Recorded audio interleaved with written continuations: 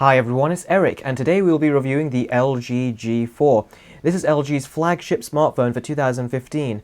Is it a worthy successor to the, in my opinion, overrated LG G3? Well, in this video we're going to find out. Let's get to it. Now the LG G4 has a 5.5-inch IPS display running at a resolution of 1440 by 2560, and that equates to a massive 538 ppi. It has a Snapdragon 808 processor, 3GB of RAM, a 16-megapixel camera with optical image stabilization, and a whopping 8-megapixel front-facing camera with 1080p Full HD video capture and a removable 3000 mAh battery. It also comes shipped with Android version 5.1 Lollipop. So let's move on to the bad aspects. The first is the design.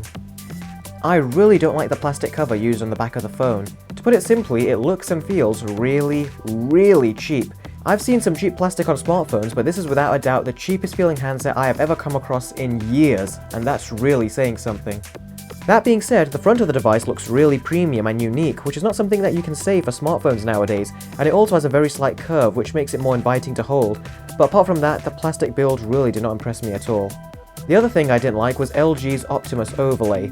It's not the worst overlay in the world, but that doesn't mean it's good either. It has a noticeable impact on the performance, and at the end of the day, it's just a pointless alteration that LG made, and I would have enjoyed the experience far more if it was pure stock Android.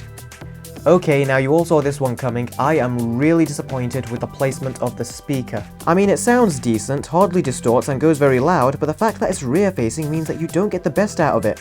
Instead, the person at the other end of the room does. Seriously? We are in 2015 and LG are still putting speakers on the back of their phones. For users like myself who love to consume media on their device, this is an instant turn-off and deal breaker. I have absolutely no idea why LG are being so stubborn to improve the speaker on their G series. It just baffles me.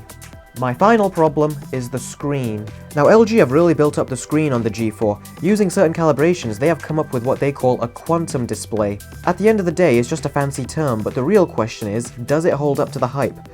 Well, not really.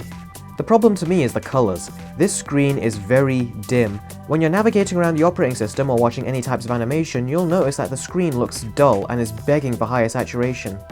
I'm not the only one who thinks this too. I've shown some friends and they also agree the screen isn't all it's built up to be.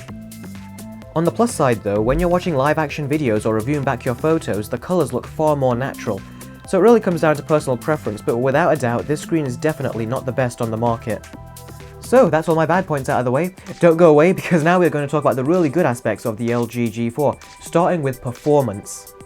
I have been so impressed with the speed of this device. Whenever I launch applications, play games, or navigate around the operating system, everything feels so quick and responsive. Granted, it's not running the latest Snapdragon 810 chip, but the 808 really does not disappoint here. I also really liked the double tap to wake feature.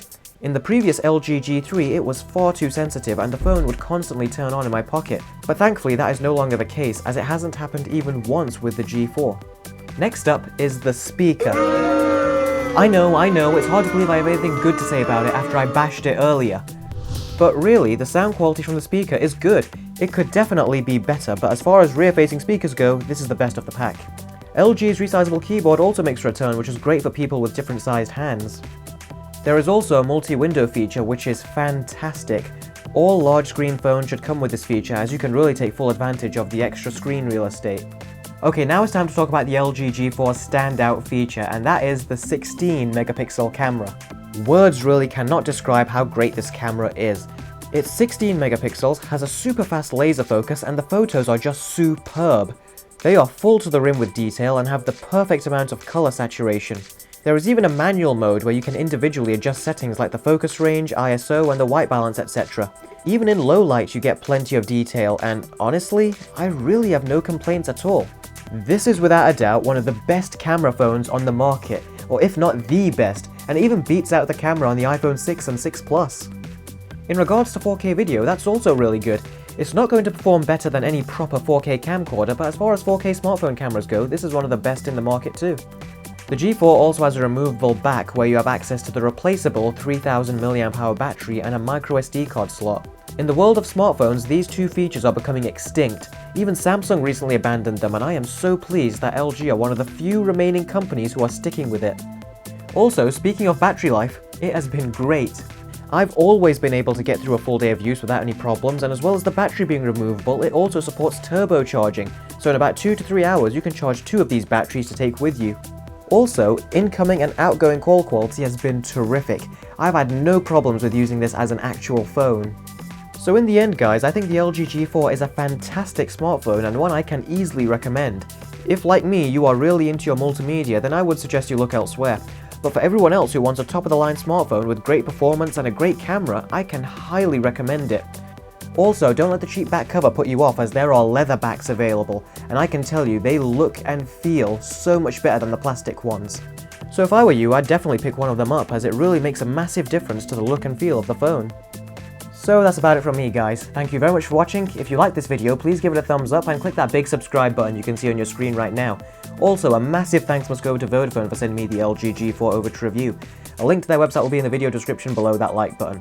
Thanks again for watching, and I'll see all of you next time. Take care.